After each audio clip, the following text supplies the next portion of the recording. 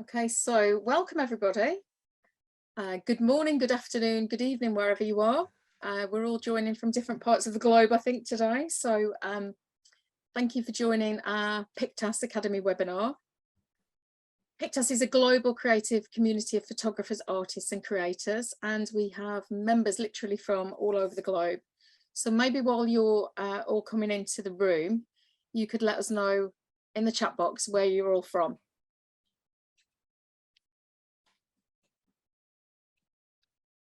Maybe I'll start. I'm in the UK today. And I'm in Michigan in the US.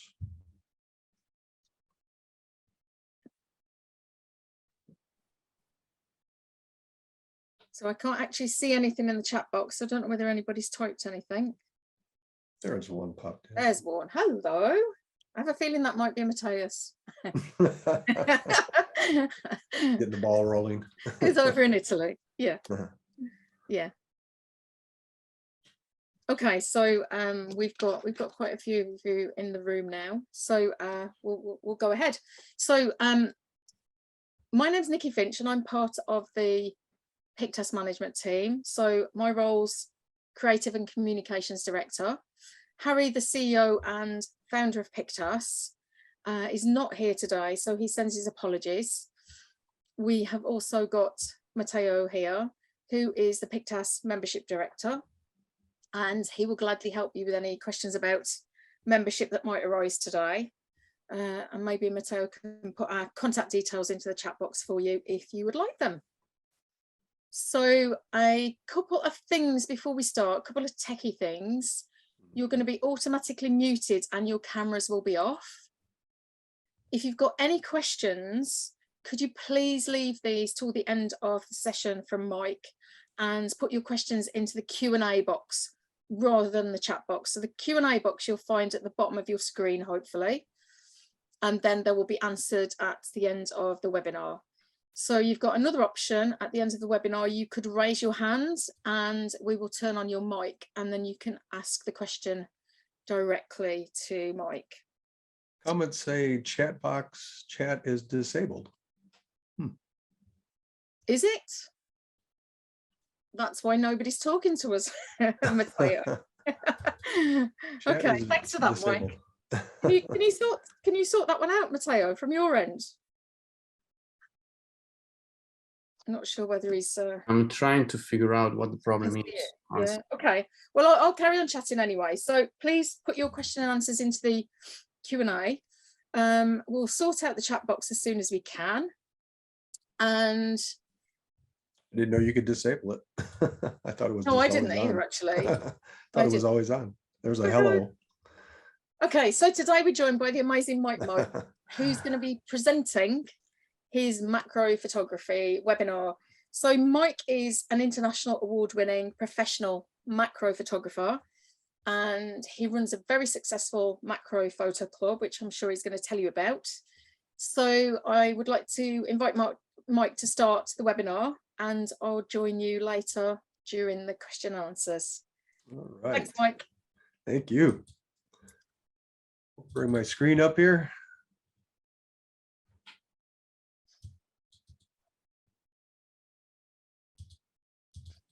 All right.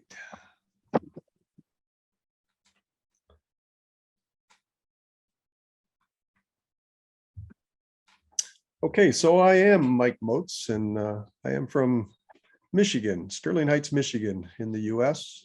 And as was said, I have been making my living as a macro photographer about 15 years. I started the business about almost 20 years ago, but turned it into a full-time business about 15 years ago.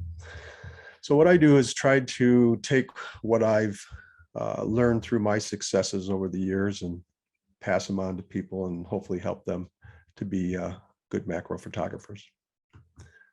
So I always like to start off my program with what I call the benefits of being a macro photographer.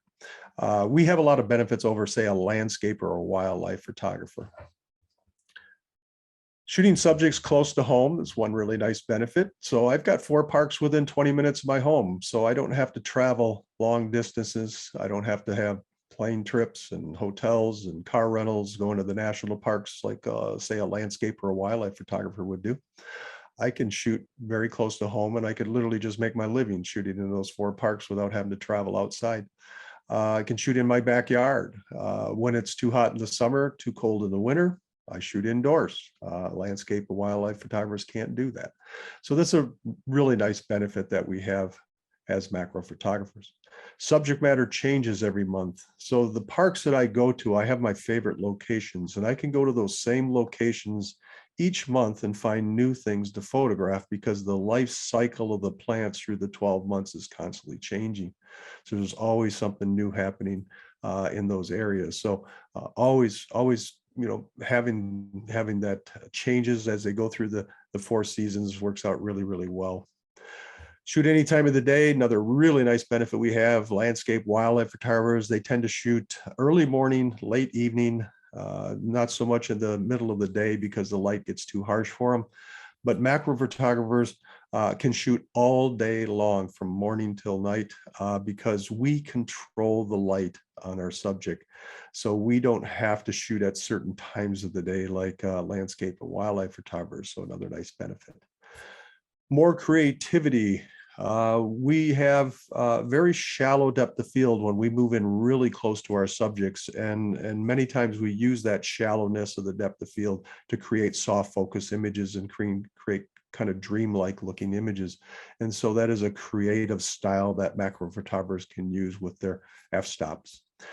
The bottom one, as you see there, is your own personal art. Now in 2004, I was still trying to figure out which direction I was going to go in with my photography. I wasn't sure if I was going to be a landscape photographer, a wildlife photographer, or macro. I was doing a little bit of everything. But I made a trip to Yosemite Park out in California. And I remember very vividly of fighting for tripod space with a whole bunch of other photographers. And the scene that we were photographing was made famous by Ansel Adams in one of his books from way back almost 100 years ago. And what I realized on that evening is that I was shooting the exact same scene that everybody else was shooting, and that goes on 365 days a year in that same spot. And so it lost some interest for me because I wasn't doing anything original, and I kind of lost interest in landscape and going to these national parks and shooting in the same locations everybody else was shooting in and getting the same images. I wanted images that I could call my own originals. And what I realized with macro photography is that all the images that I have on my website today that were shot out in the fields and woods near my home in the parks and other locations that I travel across the country, those subject matters that I photographed were eventually erased by the environment. They no longer exist. So the image that I photographed is an original image. Nobody else has those images. So that's real important to me as an artist and a photographer, that I have original images and they're not just the same, stuff that everybody else is photographing over and over. So I'll start off with the few things on equipment. I won't cover too much, but some of the most important things at least. There's a photographer here in the US named Bill Fortin. He's pretty well known, has been in the photo business for over 40 years. And the last 10 years before he retired, he worked for Nikon. And I ran into Bill at a photo conference that I was speaking at. And Bill said to me, he says, Mike, he says, I know you're using our D7000 camera. And he said, and it's a good camera body, but how come you're not using the professional bodies that Nikon sells? I says, Bill, I says, about 60% of the people that go through my workshops are using cameras that are under $1,000. They're using bodies under $1,000. I said, if I'm using your $6,500 professional camera, those people are going to leave my workshop saying, well, Mike's images look really good because he's got a professional expensive camera. And, my images aren't going to look as good as his because my camera is under $1,000. So the cameras that I've always used, every camera I've used has been under $1,000. And that the point is that I want to show people in my workshops that you don't have to have an expensive camera for macro photography. So that D7000 camera that I was using at the time, when it was discontinued, it sold for $899. And then last year I purchased a D7500 Nikon camera, and that one sold for $899. And recently I bought a mirrorless Fuji camera that sells for $899. So all my cameras are around $900 under that $1,000 price range. And then again, it's just show the people that in my workshops that you don't need an expensive camera to produce top quality macro images. Now, I wouldn't tell you that any of those cameras would be a good choice for other types of photography. Say you're shooting action shots, or you're shooting wildlife or birds in flight, and you need a high frames per second. Most of those lesser expensive cameras might not do that. If you're shooting in very low light conditions and you're shooting with very high ISO with low noise, a lot of times those lesser expensive cameras won't do that, but we don't require those things for macro photography, so they don't mean anything to us. So anything, even a $500 entry level DSLR camera will produce top quality macro images. So just know that whatever camera you own, you'll be just fine. Now, the lenses that I've used recently have been the 90mm macro from Tamron, which sold for $649, and then the 18-400 Tamron lens, $649. The tripod I had was $220, and then the ball head's $359. So all my equipment together came out to about $2776, which there's a lot of camera bodies that cost that much, and even lenses that just cost that much. So all my equipment together, and you could even get by a little less expensive than what I have here listed, and still have a nice kit for going out to shoot macro photography. Now, the macro lenses, there's different focal lengths of macro lenses. So there's short, mid-range, and then long range. And these are the ones that are the most common that I find in my workshops. In the short focal length, you've got a Tamron, Sigma, Nikon, and Canon. They run in the 60mm, but Sigma actually was the 50mm. Now, I will tell you that the lens companies are now eliminating a lot of the macro lenses that they used to offer. So it's getting harder and harder to find some of these lenses. Now, Tamron actually offers no macro lenses for DSLRs. They don't have any macro lenses available. Now, these lenses can be purchased used, of course, and they're excellent lenses. So don't think that they're not out there. They are out there, but you'd have to buy them used. You can't find them new a lot of times. So that would be the 60mm would be in the short focal length. In the mid-range on the low end, with the most popular, probably one of the most popular lenses that I come across in my workshops is the Tamron 90mm, which is one that I use.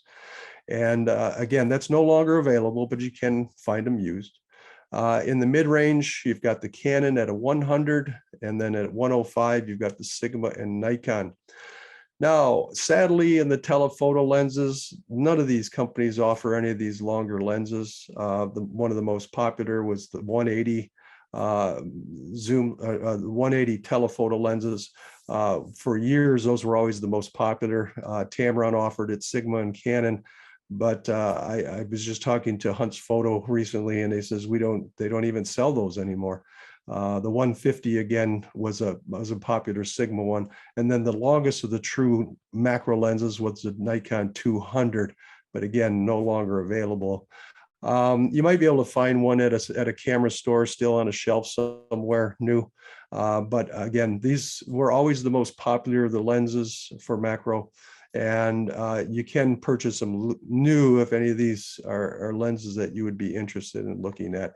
But most of the camera lens companies are kind of merging into the mirrorless systems. And so now they're putting their energy into making more lenses for mirrorless cameras. And so you'll start seeing a lot of these macro lenses appear again, but they're going to be for mirrorless lenses. Now you can still get the 100 and the 105 from Nikon and Canon and Sigma. Those are still available, and I believe there's maybe a 70mm from Sigma that's out there. But it seems that they've kind of gotten away from all the other macro lenses, sadly. But hopefully, if you've gone into mirrorless, you'll start seeing some of those lenses come back in the mirrorless. Now, on the very top right corner, you'll see a little short lens on a camera body. And I'm going to photograph this Rose of Sharon flower. Now, it's a pretty good sized flower. It's not a small flower. It's pretty big. And I want to fill the frame with that flower. So I took a photograph of that flower. You'll see it up in the upper left corner there with that 60 millimeter. That's the shot I took. And now, in order to get that flower in the full frame, you'll see I have to get pretty close. Those bricks in the background are about 10, 11 inches long. So I'm about a brick away from that flower, pretty close to it, in order to fill that frame.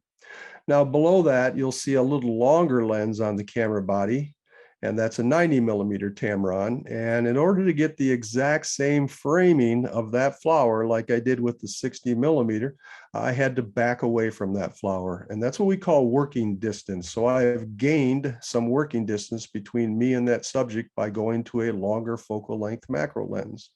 On the very bottom image, that's a 180 macro lens. You can see that's a big, long lens. And in order to get the exact same framing again, like I did with the 60 millimeter, I had to back up quite a distance to get that shot. And so I've got a lot of working distance with that telephoto macro lens. Now, why is that important? Well, let's say that that flower was a live subject like a dragonfly or a butterfly. Probably wouldn't be too happy if I'm using a 60 millimeter macro lens and I'm 11, 12 inches from its face, probably going to fly away. But if I'm using that long 180 macro lens, I've got that great distance, that lot of working distance between me and that live subject, and much greater chance it's going to stay there and not fly off. So for bug photographers, they tended to use, the longer telephoto macro lenses for that extra working distance. I don't recommend a short range like a 60 millimeter for outside in nature, because you have to get so close to your subject. You're really going to be on your hands and knees all the time. It works great for indoors, for tabletop photography where subjects are up high off the ground, but for outdoors, it's hard working with a 60 millimeter. Now, I would say that 80% of the people that came into my workshops over the years were using the mid-range macro lenses. So in other words, the 90 millimeter, the 100, and the 105. And the reason why most of those people were in that mid-range is because of the price range. See, when you start talking telephoto lenses, those things ran up into the $1,500 or a little bit more for the Nikon 200. And a lot of people didn't want to spend that much money on the telephoto lenses, and they could get into the mid-range in the $600-700 price range. So a lot of the people chose the mid-range lens based on price, what they were willing to spend. And mid-range lenses work great. I've used one for years and it works fine. Again, a lot of it was based on price, what people got into. And a lot of the 60 millimeters were almost as expensive as the mid-range. There wasn't a lot of price difference in some of the short ones compared to the mid-range. But the telephotos were much more expensive. And so that's why most people ended up in that mid-range. So then after, I think it was 2000, it was probably 6-7 years ago, a lot of the lenses that were coming out, which were zoom lenses, said they had macro capabilities. So what they were doing was designing zoom lenses that also had the ability to focus in very close to subjects. Whereas in the past, if you remember zoom lenses, you might have a 6-foot minimum focusing distance on a zoom lens. Whereas now you're getting in, 15 inches from a subject with your zoom lens. So companies started to produce these zoom lenses that had, some of them would classify it as having macro capabilities. Now, not true macro in the sense of a 1-to-1 ratio, like a true macro lens does. It wouldn't get in that close, but it gets in pretty darn close. And so I had started off using the Tamron 18-270, which was their first zoom lens that had that ability to just focus in close. And then they came out with the 16 to 300, and then recently it was the 18 to 400, and that's this lens you see right here. What I like about having that wide range ability was that if I wanted to show in an environmental shot, so I'm out here in this swamp, photographing leaves floating on the water, I could put that 18 to 400 on another camera body on a tripod, set the self timer and go out there and photograph myself, so I could use this image for teaching purposes. So that was a nice, having the ability to shoot at a wide angle and get an environmental shot. And then if I was in that same swamp and I wanted to shoot frogs' heads peeking out of duckweed, I could zoom out to 400 millimeters and reach out at a distance to capture that frog. So it was really nice having this wide angle for, environmental shots that I wanted. And then it also had the zoom to reach out and capture subjects at a distance, especially when I'm in, say, like botanical gardens where I have to stay on a pathway and I can't walk in very close to the subjects I want to shoot. I've got that 400 millimeters to reach out and zoom in on subjects. Now, this lens also has the ability to focus into a small area. Again, it's amazing how they've designed these lenses that it can get into 1.5 inches by 2.5 inches. So that's, I would say, 90% of what I photograph is larger areas than 1.5 inches by 2.5 inches. So I can shoot pretty much everything that I photograph out in the field with that lens. And then if I needed to, I could always crop out a smaller area of an image. Once I get in as tight as I can get with that lens, I can always crop out a little bit smaller area and give it the appearance that I shot it with a macro lens and shot something really tiny. Now with my macro lens, I can shoot much smaller than 1.5 inches by 2.5 inches. Basically, it's about 7/8 of an inch by 1 3/8 inches, so much smaller. But I could, like I say, shoot this small of an area and then crop out what I need out of it in my post-processing, which is pretty much what I do. So I don't usually use my macro lenses much anymore. It's pretty much these zoom lenses now. If I need to get into a small area, I can just pull out my Tamron 90. So if I wanted to shoot this pocket watch and photograph the gears that are inside there, I can use my true macro 1-to-1 Tamron 90 millimeter lens and get in really close on it. So I have the two lenses. My Fuji mirrorless camera that I purchased, I actually use an 18 to 300 lens on that camera body. The 18 to 400 I use for my DSLR. Now that 18 to 400 lens is only for a crop sensor body. So let's say you have a full frame sensor camera. You would want to use the 28 to 300 lens that Tamron makes for the DSLR. But Tamron now again is starting to come up with lenses for some of the other mirrorless cameras. They're working on some Nikon lenses for mirrorless. And so you're seeing that transformation from DSLR lenses into more mirrorless lenses. Now, the tripod I use is made by a company called Vanguard here in the US, and excellent tripod. It's a VEO 3+ 263. So if you want to write that down, VEO 3+ 263. And what makes this camera or this tripod unique is that the center post will rise straight up, and then it'll go into a horizontal mode like you see how I'm using it now. That is really, a great tool to have for macro when we want to get out over top of subjects. Like you see here, I'm shooting some moss on an old dead tree trunk, and I can get that camera over top of that subject by extending that center post up and then going into a horizontal position. Now, Manfrotto's had a tripod for years that goes into a horizontal position like this. But the problem with theirs is that if I needed to move that camera now closer to the subject or back it away, farther away from the subject, I would have to do it with all three of the legs. I'd have to make an adjustment on all three legs to move the camera up and down. But with the Vanguard tripod, it has a little lever that you release, and that center post will actually go up and down so that we can move the camera closer or farther away from the subject. So that's a nicer, advantage over the Manfrotto tripod. You can move the camera away from the tripod and get it out of your way when you're shooting your flowers down low. The legs will actually go straight out, as you can see here. So you could literally put the base of the tripod right on the ground. And with the center post extended out, you can put the camera right on the ground if you wanted to, but really makes it easy for shooting subjects that are really low to the ground. The other nice feature about the Vanguard VEO3 Plus was that they designed it so that one of the legs will unscrew from the tripod, and then you can take your head off the tripod and put it on the top of the viewer, what's now a monopod. And sometimes you go to, say, a botanical garden and they will say no tripods.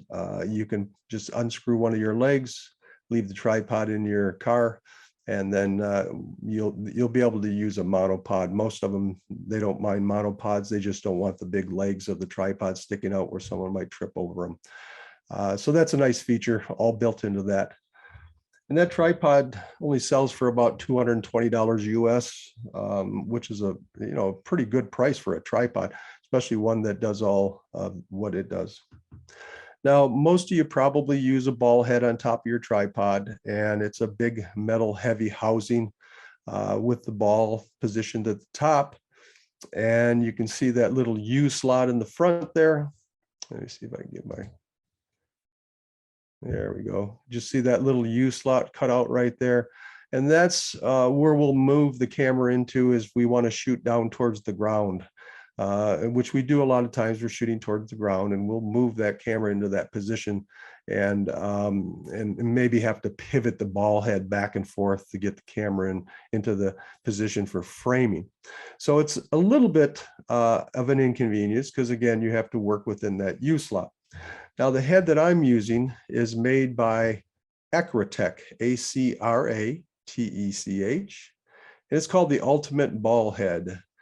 Now you can see they've cut away all that big metal housing that holds the ball, and the ball just floats in a little circular area there. And the weight is so much lighter because of the fact they've cut away all that big heavy metal stuff. And the front area here, which has been cut away also, allows me to move that camera into any area I need to go for framing. So I don't have to work in a U slot anymore. I can just maneuver my camera any place I need to go with it to get my framing on my subject. And that's a big benefit, see, because say landscape wildlife photographers, they're just shooting straight ahead all the time. So they don't worry about that. But for macro, we are down low on the ground. We're maneuvering our camera in all different angles to get the framing on our subjects we need. So that makes my life much, much easier. Now that ball head is not, it's not cheap. You know, it runs about $359, I think. It's a little bit pricey, but there's heads that are more expensive than this one that are out there that some people use. So if you can afford it, this is a great head for macro. It can be used for any type of photography. It's not just for a macro, but it really shines as a macro ball head. So if you can afford it, that's a great head to add on top of that Vanguard tripod. I don't have time today to cover all the different accessories that we would carry as a macro photographer into the field, but I want to make sure I cover the most important one, the one that you have to have with you every time you go out to shoot, and that is a diffuser. Now, this is a Dame's rocket flower, and you can see the petals across the top portion are kind of a pink color, but they're not supposed to be pink. They're actually supposed to be purple. Now, a lot of times you've been out shooting and maybe you're on a sunny day and that sunlight hits your subject. You can wash out the colors of the subject, of the harshness of the light. But this was shot on a cloudy day. There was a heavy overcast on this day, and you can get enough intensity of light and reflection off those clouds to wash out colors on your subjects that may be running parallel to that sky. So these top portion of the petals you see are kind of angled towards the sky, and so they are losing their colors again on a cloudy day. So most people would assume that you've got a diffuser up there with those clouds blocking that sunlight, so you wouldn't have this issue. But again, even on cloudy days, you can run into this issue. Now, what you need to do is get yourself a diffuser. Or some people call it a translucent. It's just a white mesh that is not a solid mesh where it would totally block out light. It has a little bit of a filter that light can come through. And so we do get a little light through it, but just blocks out all the harsh light. So the 12-inch model is what I've always used since I started in photography, was the 12-inch. And what's nice about the 12-inch is that it actually claps down into itself to around 4 inches across, and you can literally put it in your pocket. So a lot of times I'll just go out there with my camera and my tripod, and I'll throw the diffuser in my pocket and I'll go out and shoot. So once I put the diffuser over top of that Dames rocket you just saw, it brings the purple back like you see it here. So you can see the image on the left, that is without the diffuser, and the image on the right is with the diffuser. It's like a magic trick when you see it happen. I mean, you go from this washed out color to just putting this diffuser over top it and seeing the color pop back out. It's pretty amazing how it happens. And again, remember, like I say, we're not even dealing with harsh sunlight here. We're just dealing with a cloudy day. Now, on that same cloudy day, I'm walking down a pathway and I happen to see this leaf here, and I can see the top of the leaf, the color is washed out. I can see that with my eyes as I'm looking at it. So you can see that whole top portion is washed out, and that's the area that's running parallel to the clouds. The front part, which has now tilted down so it's 90 degrees to the sky, it retains its color. It's that area on the top that's parallel. So once I put the diffuser over top of it, I can bring that color back. So left side no diffuser, right side with the diffuser. Now, the diffuser doesn't darken it down to the point on the top like it is on the front, but there's at least enough color there on the top portion that in my post-processing, I can darken down that top part to match up with the front. So I don't have to worry about it. I at least have color there. The image on the left, there's no color to work with, so I wouldn't be able to darken that down to match up with the front. So again, cloudy day, make sure you have your diffuser. Now, let's say it's a sunny day. Sunny day, I'm going to diffuse my subjects 100% of the time. Did you hear that? 100% of the time. I never let sunlight hit my subject unless I'm using sunlight for special effect like backlighting of a subject. But if it's just straight on sunlight or overhead, I'm going to diffuse it 100% of the time. And the reason being is there's three things that happen when the sun hits your subject. One, it can wash out the colors, just like you have happen on a cloudy day. It can wash out your colors. It can create shadows in areas that I might not want shadows. And thirdly, it can alter the color of the subject. It can actually change the color of the subject.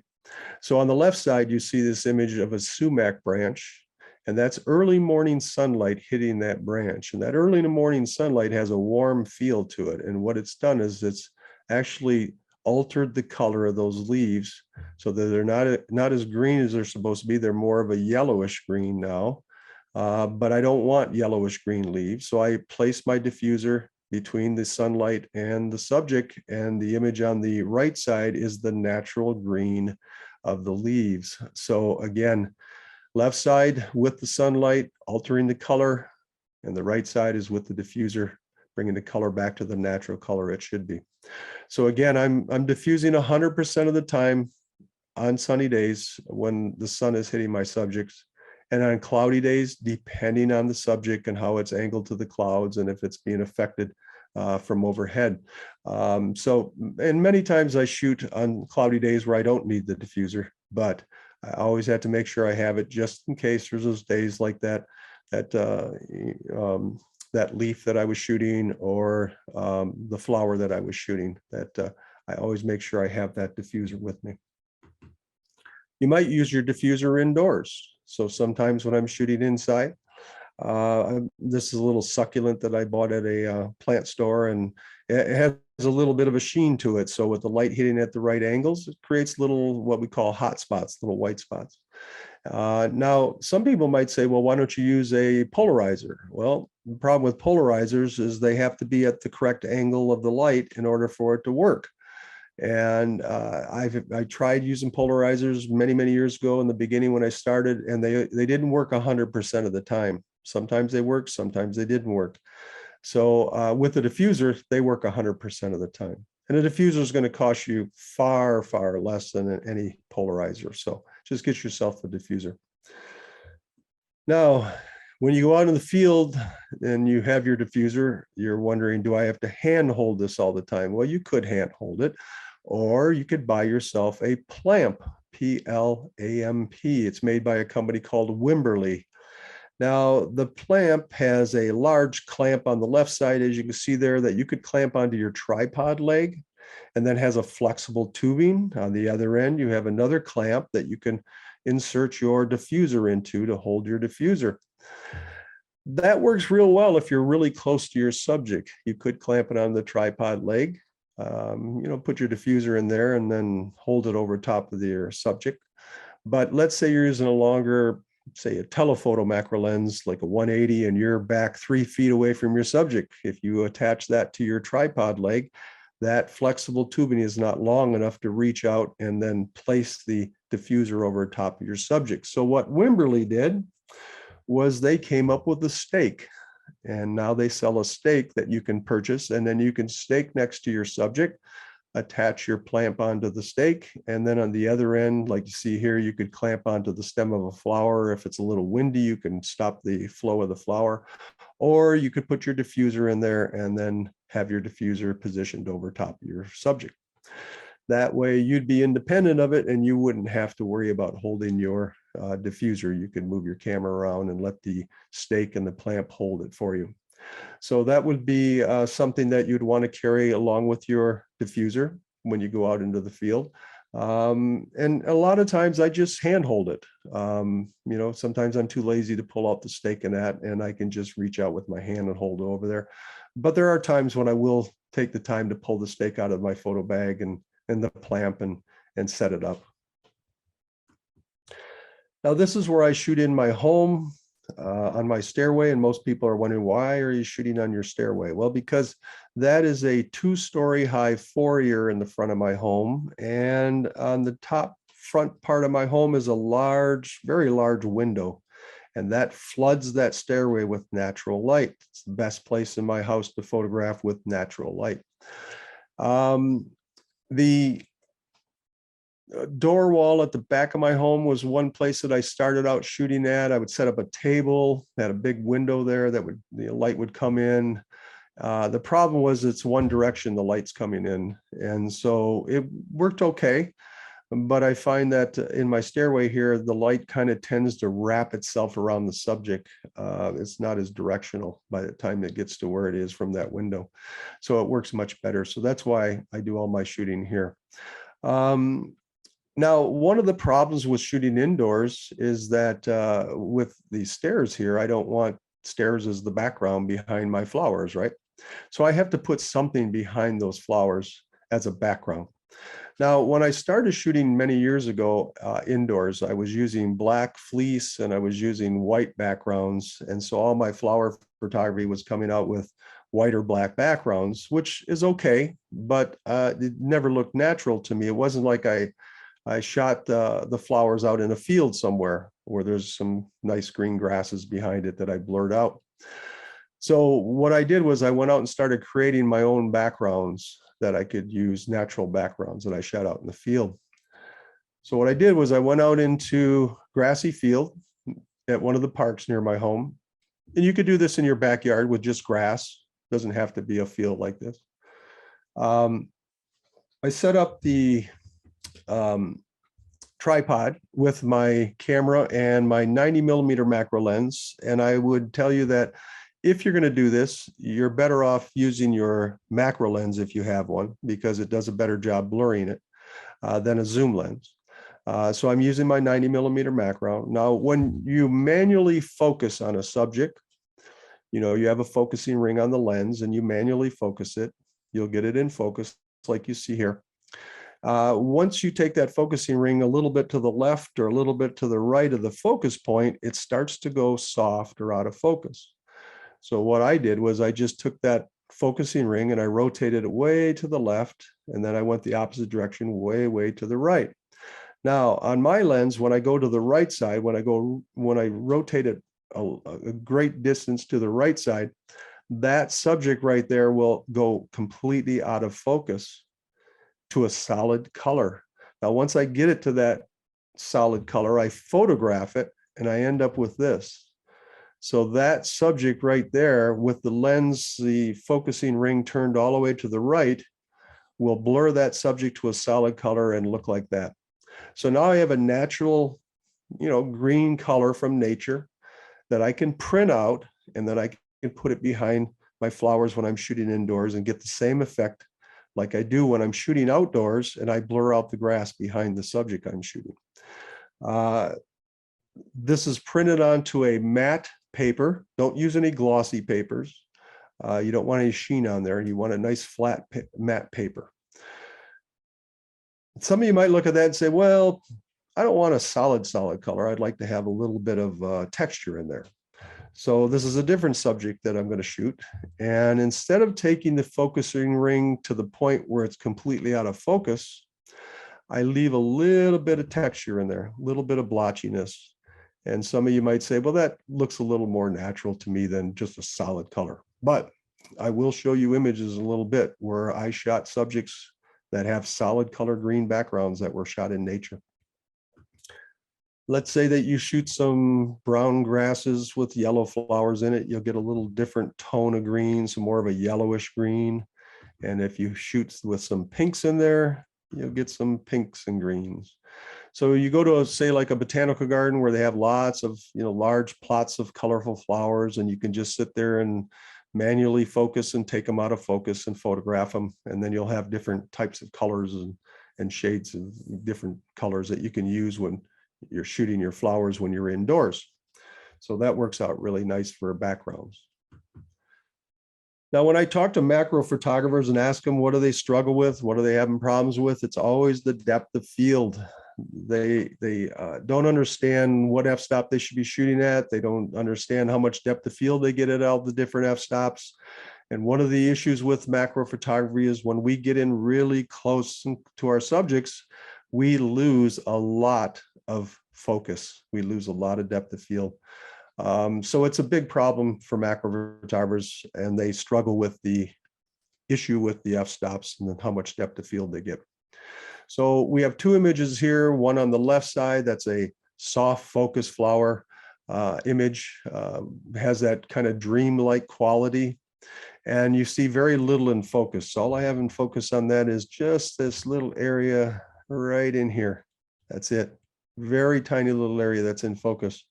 Now this is done with the smallest f-stop number. So in other words, your lens, macro lens, could be a 2.8, 3.5. Whatever that smallest lens f-stop is, that's the one you want to choose when you're shooting this soft focus style. Now what will happen is you'll get very little in focus, and then you'll get that softness all around the outside as you see there. So it just kind of gives, again, that dreamlike quality. Now this is a style that a lot of macro photographers like to shoot with flowers.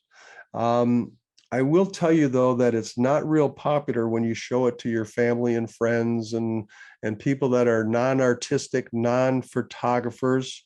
They look at images like this and the first thing out of their mouth is usually, so why is it out of focus? Because they all own, cell phones and point and shoot cameras. And when they photograph their subjects, they get everything in focus. So when you come along with your flower photography and everything's out of focus, they don't understand why you would want to do that. But for macro photographers, they love it. They seem to love that shallow depth of field, that artistic look that they get with that. But the general public doesn't seem to accept it as much. Now, the image on the right side, you can see that is all in focus from top to bottom, side to side, and front to back, everything in focus.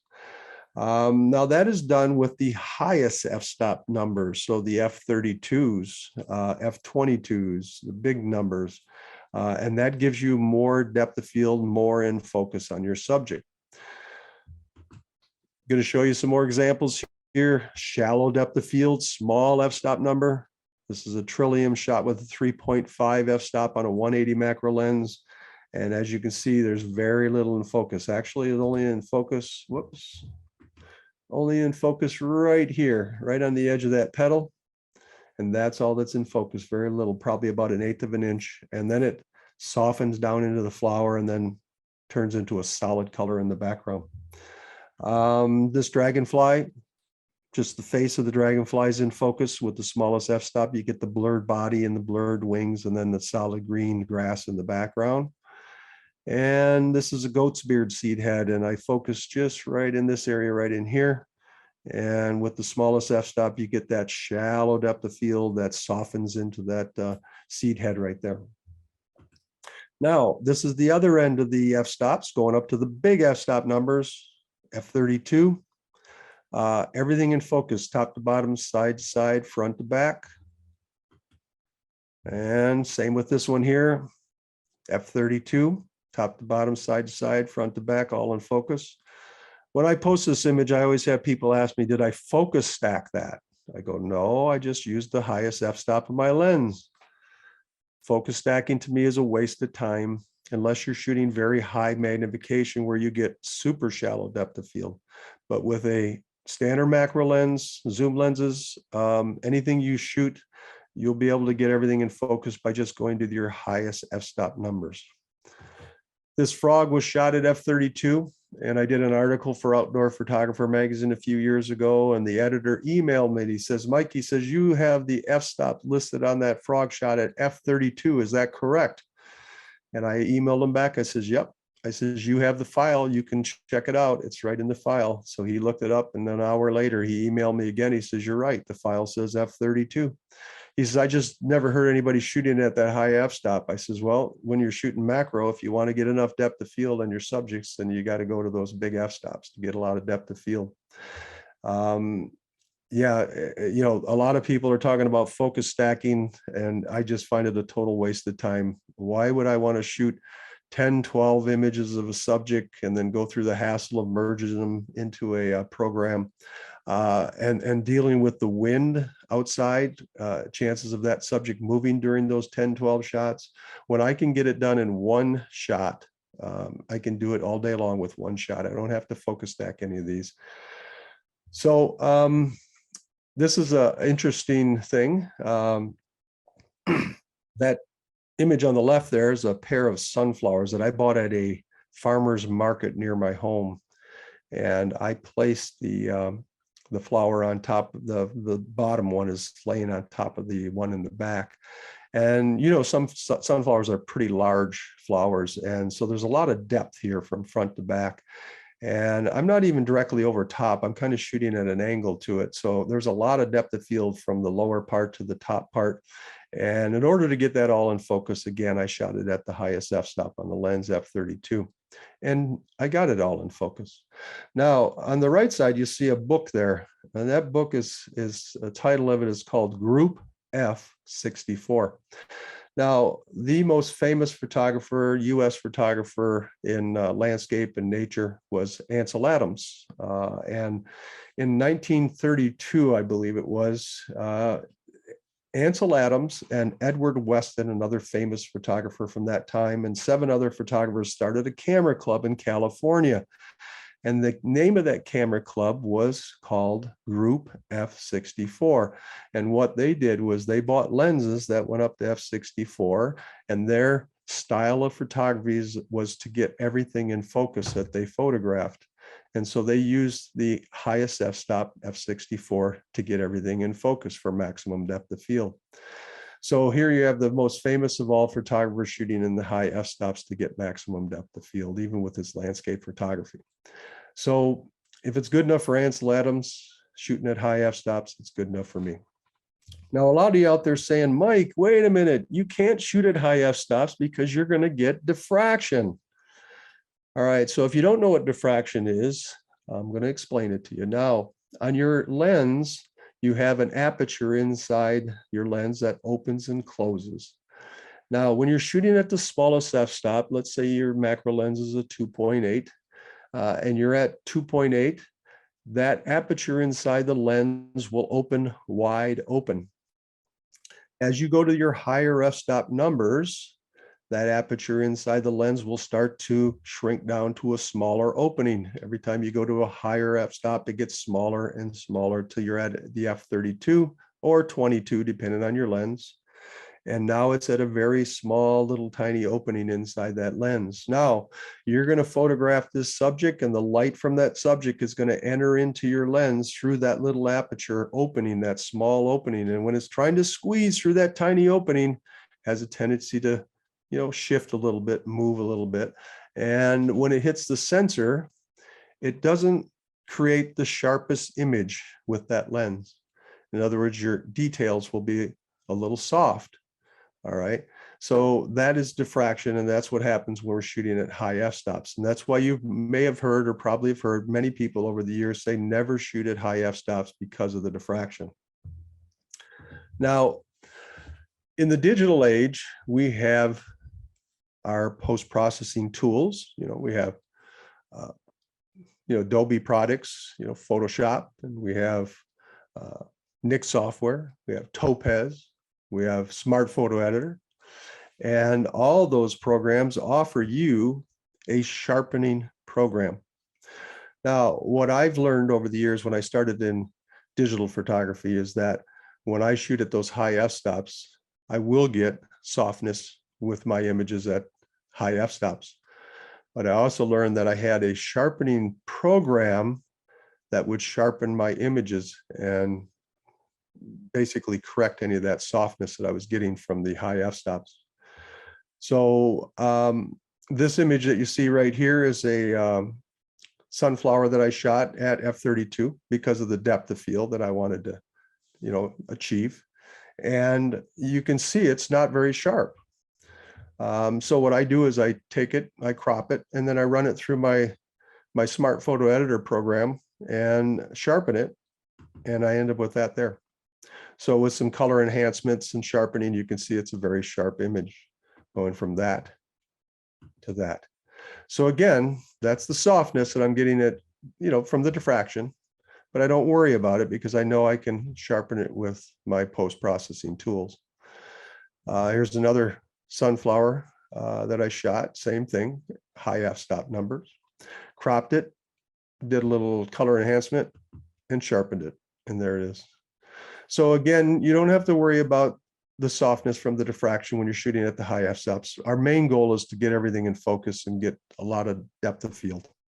And so you do have a correctable tool there that you can, fix this. Just like we fix other things in post-processing, you fix exposures, you fix color, you do contrast adjustments, you do all kinds of adjustments in post-processing. So it's just another tool that we use to correct that diffraction when we're shooting at those high f-stops. Now I want to show you the difference that I'm talking about between the low and the high on the f-stops. I've got a ruler set up on a table here. I've got the front of the lens of my 90mm Tamron on an angle to that ruler, because sometimes you may shoot on angles at subjects, which is going to increase the amount of distance from the front to the back of the subject and need more depth of field, opposed to where you would get parallel over to that flat subject. But if you have a tripod like you see here that doesn't have a center post that goes out horizontal over top of your subject, you might have to shoot on an angle to it, and you have to learn how to do that. So when I'm shooting at the 2.8 at that ruler, you can see all I'm getting in focus is one tiny eighth of an inch at 2.8. That is a very little amount in focus. And you remember those flowers that I was showing, the soft focus flowers, shooting at the 2.8s or 3.5s? That's how I was getting that shallow depth of field, very little in focus, just that little 2.8. Now, this line here, just outside of the eighth, and this line here, you can see it's already going soft. So just that little 16th of an inch, it starts to go soft. And then you can see as you go to the top and you go to the bottom, it starts to eventually go to almost a solid blur. Image on the right side, f32, and you can see the ruler is now all in focus. Now it's a little bit soft right at the outer edges here, very outer edges. But as I mentioned earlier with my sharpening tools, once I sharpen it, that'll go away. It'll be tack sharp. So as you can see, 2.8s, very shallow depth of field. If I want lots of depth of field, I go to that f32. Now this is a spruce cone that I hung 4 feet in front of a spruce tree. So remember that the tree is 4 feet behind that cone. Now I'm starting off with the smallest f-stop, 3.5. Now I've got the front of my 180 macro lens parallel to the front of this cone here, this flat part. And at 3.5, I can manage all that in focus because it's flat and I'm parallel to it. Now, where it dips down to the tip here, just that little variance from the front part of the cone to the tip, it's already out of focus down there. And then up here, these needles that are in the foreground in front of the cone, you can see are out of focus. But you can see in the background, the needles are blurred out of the spruce tree at 4 feet. So in other words, 3.5 doesn't have enough reach back to pull in any details at 3.5, and it just turns into a solid color. So the problem is I don't get enough depth of field on the subject. I want my subject all in focus. It's doing a great job on the background. I don't want a cluttered background. I like the nice clean background that it's producing, but it's not getting enough depth of field on the subject. So if I go to the higher f-stop number of an f8, now I've got the cone all in focus. In other words, the f8's giving you enough depth of field to get the tip in focus too. Better details coming in on the needles, not tack sharp yet, but better.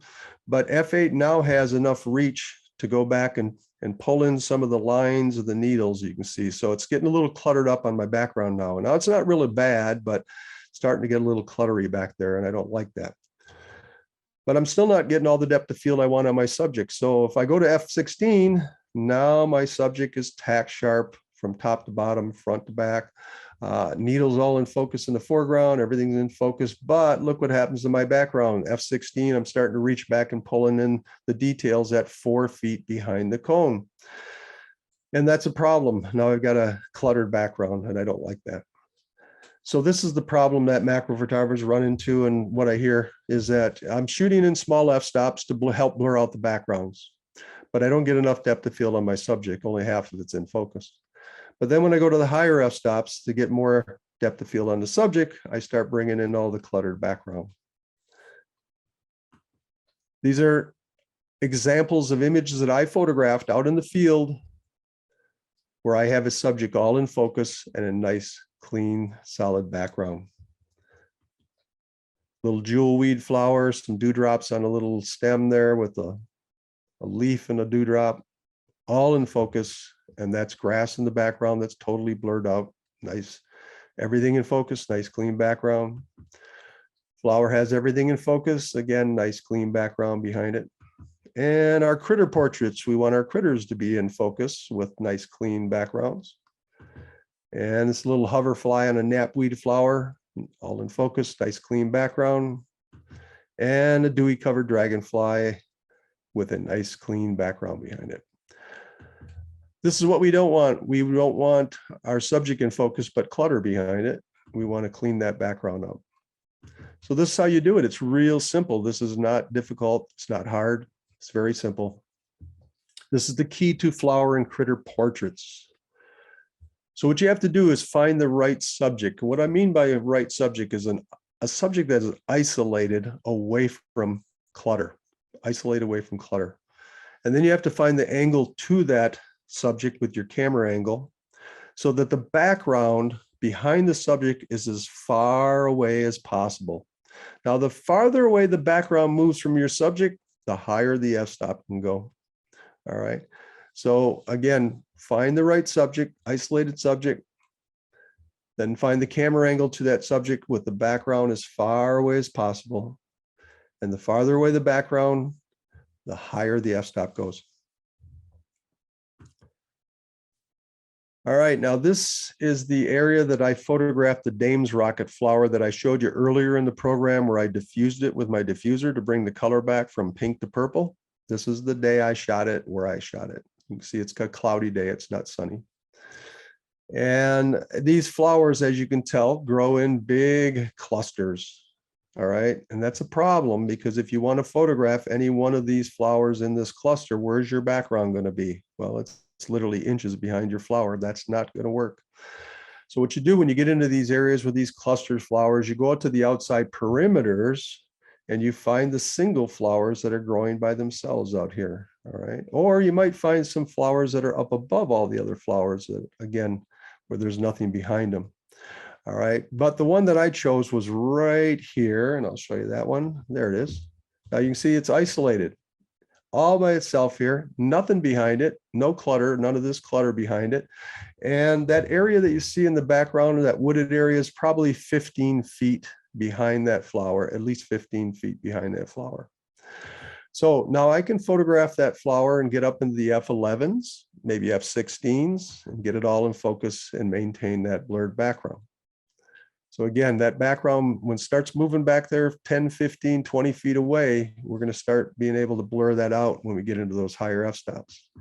There's a little bladder campion growing in this grass here. You're not going to want to shoot that because, again, you've got all that clutter directly behind it. But where this grass is growing, some of those flowers grew through the grass and up above. So this is what I want, this one up here. Or maybe this one over here, a single one. But you can see it's up above everything. There's nothing behind it but this wooded area back there. And that wooded area is about 20 feet behind that flower. So now I can get up in the F16 range, photograph that, get it in focus, and still maintain a blurred background because F16 doesn't have enough reach to 20 feet behind. So that's how you do it. It's very simple. This is not difficult stuff. You see here, there's a nice little group of flowers right here that I like, and I can set up my camera so that I have the pond as the background way off in the distance here, and I can shoot and get all that in focus and still blur out that background. Same with this here. Again, nice little flower here, background way off in the distance. Or look at this one here. This flower right here, look at that background, how far away it is. It's hundreds of feet away. So that's what you do. You search out flowers that are isolated with backgrounds way off in the distance. Now let's go back to the spruce cone.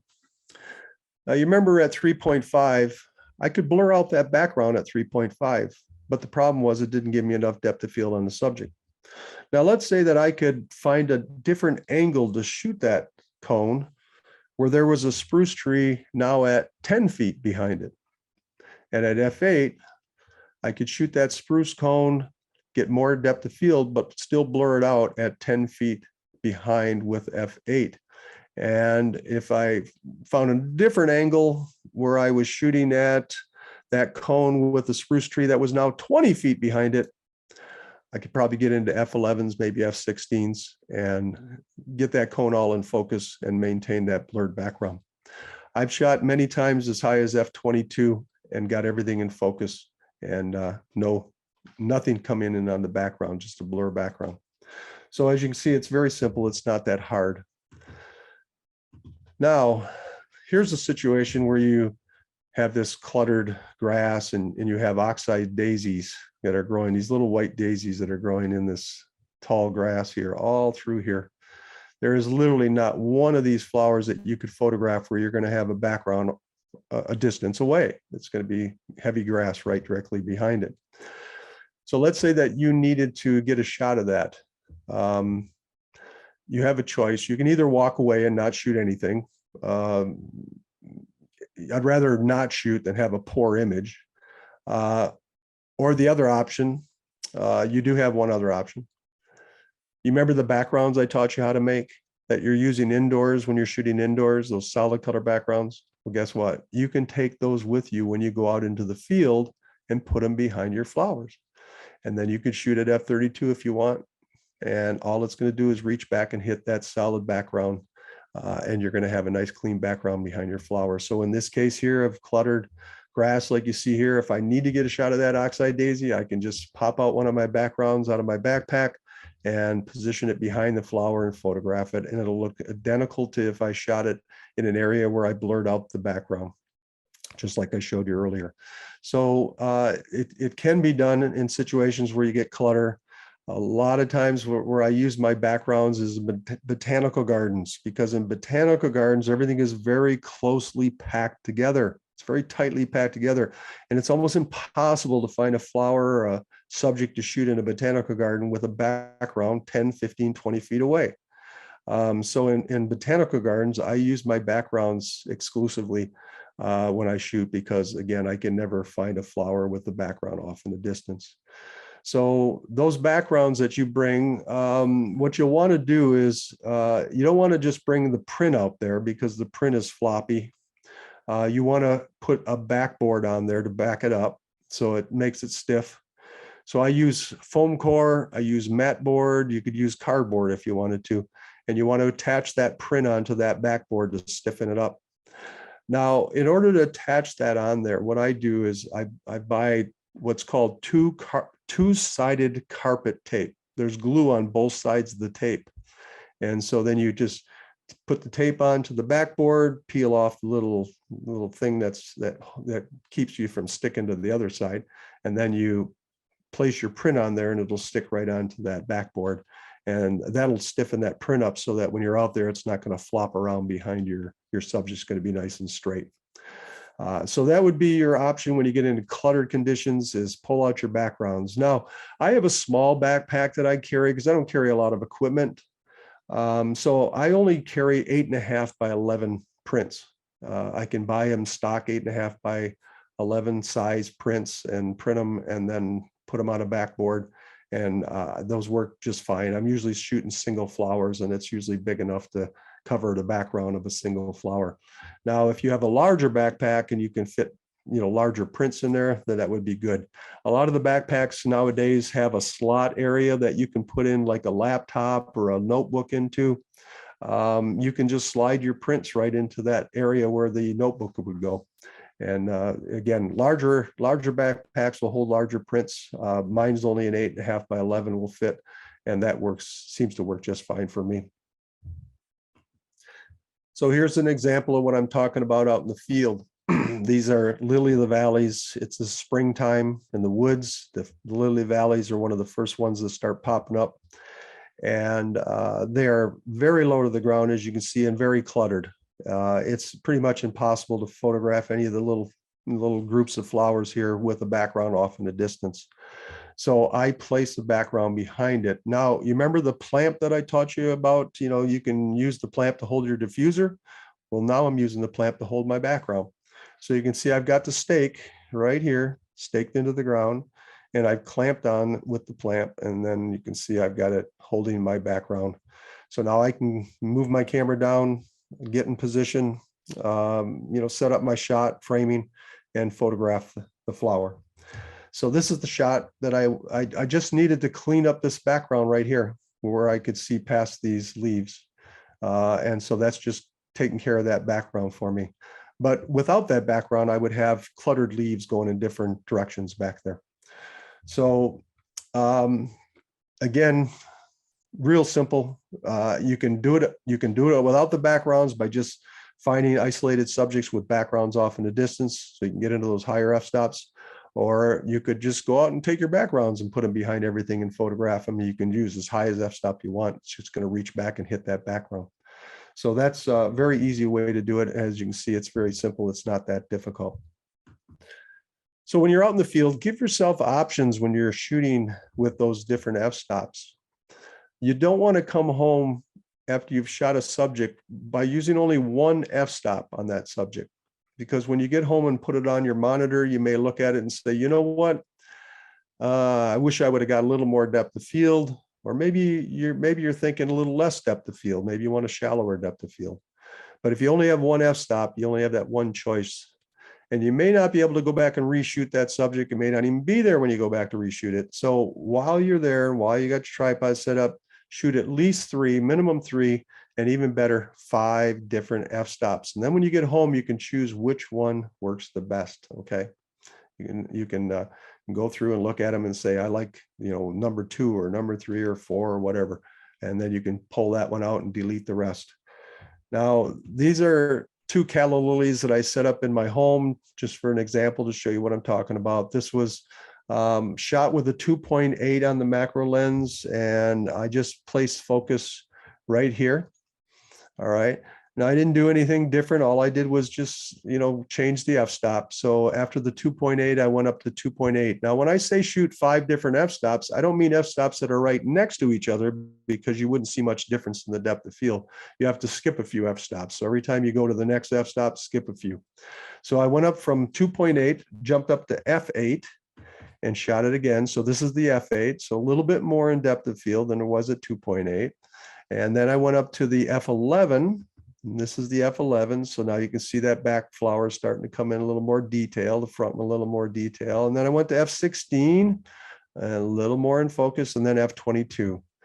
Now f22's got most of it all in focus, not totally, there's a little softness down in here. So if I wanted, I could go to f32 and get that all completely in focus. But I'm going to stay at the f22. Now I've got 5 different options here. Now I can go with the f22 where I get pretty much everything in focus, or I could look at the f16, this one here, a little softer on the back flower, f11, a little softer on the back flower, f8, a little softer, and then maximum softness at 2.8. So at least I have 5 options that I can look at, and then I can decide, do I want the soft focus, shallow, look like you see here, or do I want to get into a little more depth of field, a little more, or maximum depth of field? All right, so again, don't make the mistake of shooting just one f-stop, getting home, and then being disappointed. Because again, like I said, you may not be able to go back and reshoot that subject, or it may not even be there when you go back to reshoot it. So while you're there set up, shoot at least 3, better 5 different f-stops, so you have options when you get home. Okay, gang, that's all I'm going to teach you today. As I mentioned earlier, I started a macro photo club 4 years ago. And what I did was I created instructional videos to teach people how to do macro photography. And there's 4 different categories. So I have a category of equipment. I got a category of videos of composition, category on post-processing. And then there's about 100, a little over 100 of the videos are of me actually out in the field photographing subjects. So a lot of people say, boy, Mike, I wish I could go with you out in the field. Well, you are. When you're out there watching a video, you're right there in the field seeing me, how I set up my tripod, how I shoot subjects, and what f-stops I use and all that. Now, over the years, we've gathered over 2,600 members of the club from 28 countries. A lifetime membership, you only pay it one time. You don't have to pay monthly payments or yearly payments. You just pay one time at $99 US. And that gives you access to the 260 videos.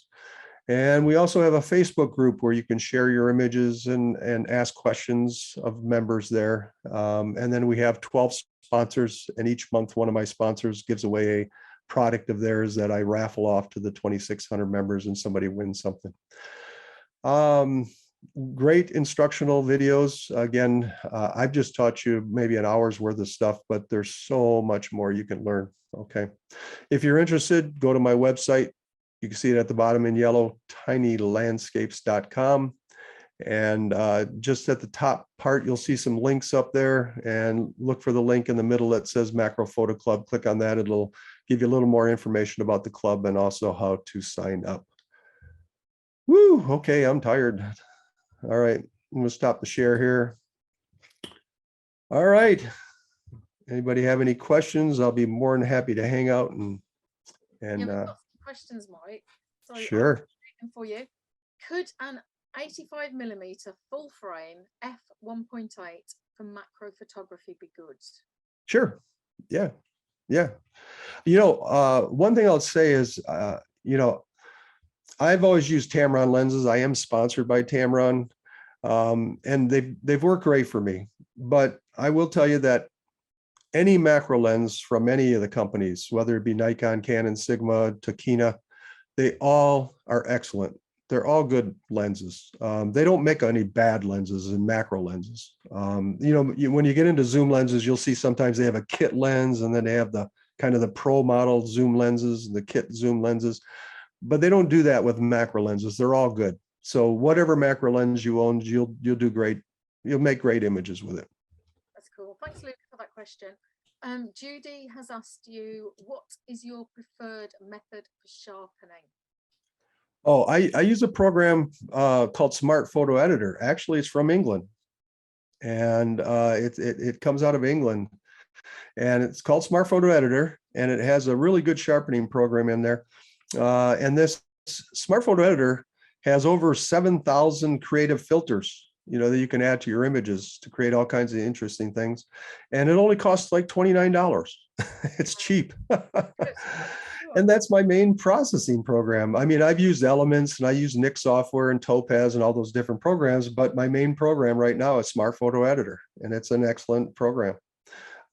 Just do a Google search for Smart Photo Editor and you'll find it. That's brilliant. That's brilliant. We've got a question from Lynn. Oh, I've clicked the wrong one. Sorry, Lynn, I've just answered that one for you. And I've just deleted another one. So let me just go backwards for a minute. See if I can find it. Hold on a second. No, I think that's it. Katrin has said, with a high f-stop, what shutter speed and ISO do you usually shoot with?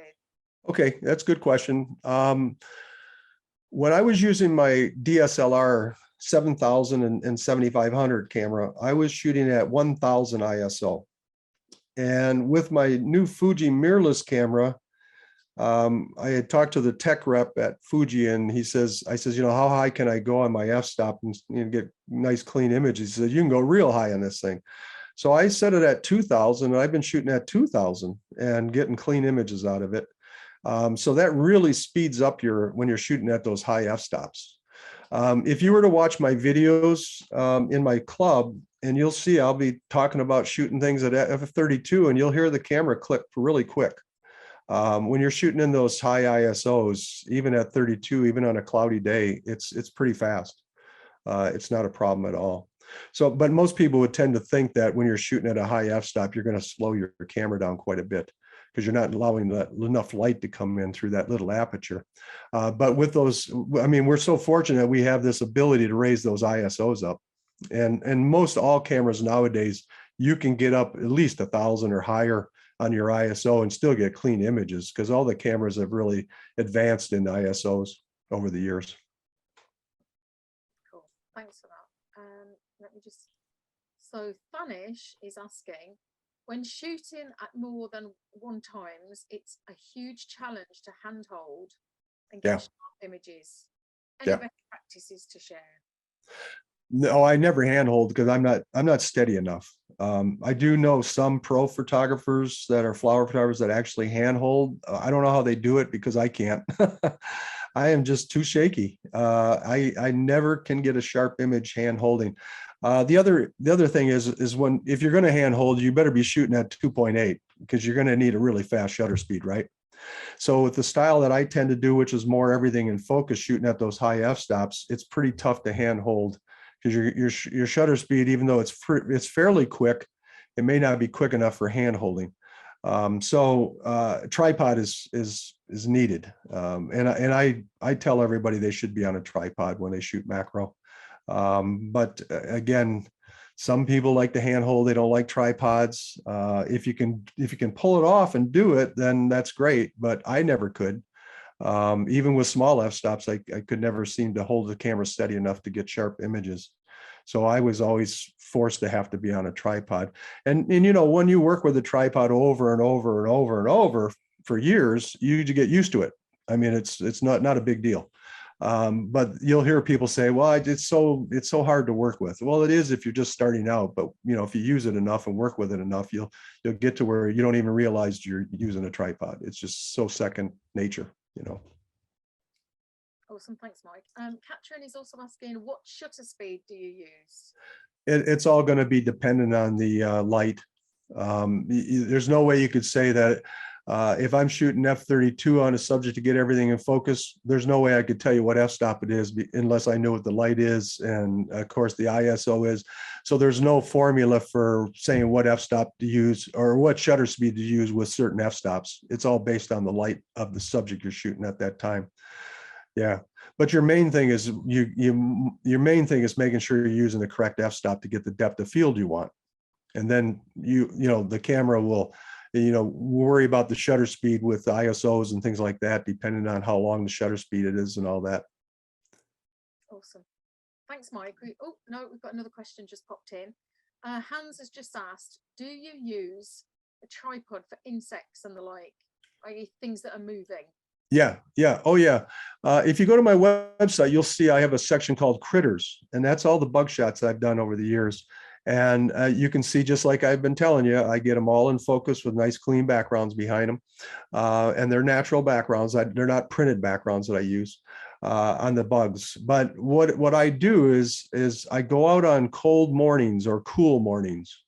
So like the last couple of days here in Michigan, we got temperatures down in the 40s yesterday, and today was in the low 50s Fahrenheit. And when the temperatures are at that low range, the live subjects out in the fields, their body temperatures lower down to the point where they literally cannot move till they warm up. So all my bug shots are done in the early morning hours on cool mornings, and I search out these fields and find these bugs. And I set up my tripod. I get my camera angle, that I want with the background far enough away. And I can sit there and shoot them for about an hour if I want, until the temperature starts to warm up and their bodies warm up, and then they take off. But they literally can't move. You can take your finger and poke them and they're not going anywhere. Because their body temperature is lower down. And you may have heard macro photographers will say, well, I captured this bug and I put it in the refrigerator, the refrigerator, and they lower the body temperature down, and then they take the bug out and put it on a flower, and it can't move until it warms up. Well, that happens naturally out in nature every morning. Now, of course, if you live in a warmer climate where it's 70 or 80 degrees at nighttime, well, then you're not going to get them to, they're going to be flying in the morning as soon as you walk out the door. But in northern regions where you get those lower temperatures in the morning, you can go out and shoot them in cold temperatures and they'll stay right there. And you can set up your tripod, take your time, work your background and get the shots. But yeah, all my critter shots were done early in the morning at daybreak. That's a great tip. We don't recommend you putting them in the refrigerator. No, no, but a lot of photographers do, though. So I think that's the end of the questions. Okay. Mike, that was really informative, incredibly informative, and there was Awesome. some really great takeaways.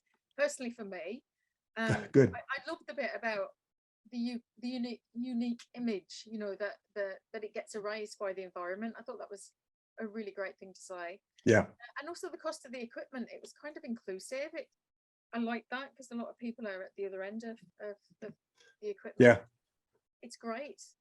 Well, the funny thing is that the most successful of all the images I've ever shot over the years, my most successful image, in other words, it was published more times than any other image. It won more awards than any other image.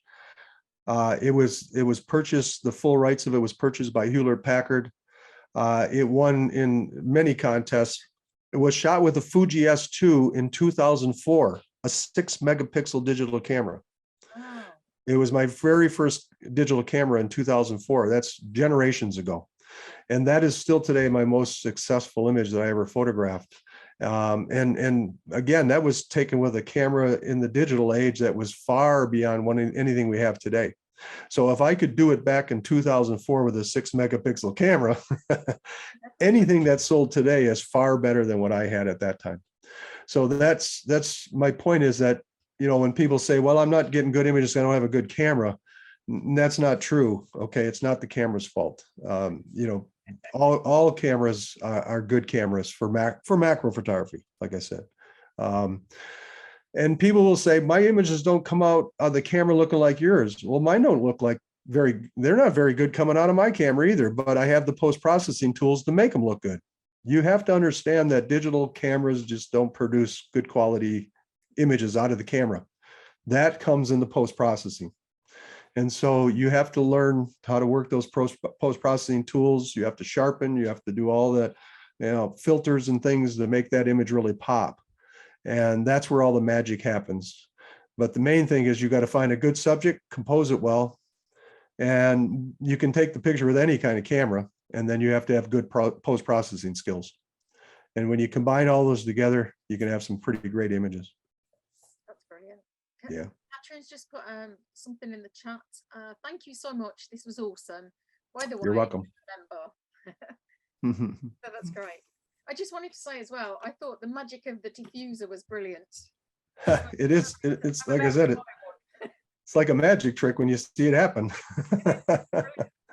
Thanks, Mike. I think that was just a superb webinar, and I hope everybody's gained as much from it as I have. Yeah, macro is really simple. As you can see, the things that I pointed out, just there's some simple little things that you need to know. And it's really, really not a difficult type of photography, but a lot of people think it's hard, but it's really, really not. Yeah. Once you learn all the little tricks. That's great. Yeah. Thank you so much. You're getting Oh, yeah. in the chat box. So I think everybody's really appreciated it. All right. On behalf of Mike and Pictas, I think we're at the end of the webinar, and thanks everybody for attending. We really appreciate you, and have a great weekend. Thanks a lot. See you all later.